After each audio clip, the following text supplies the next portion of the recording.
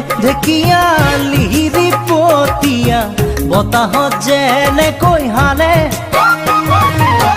ঢোলৰে চাপৰ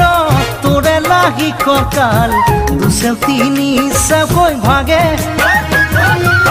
তোৰ দৰে নাচনি দেখি শ্ৰীকৃষ্ণই বাঁহী বজাইছিলে চাগে মোৰ মইনা ঐ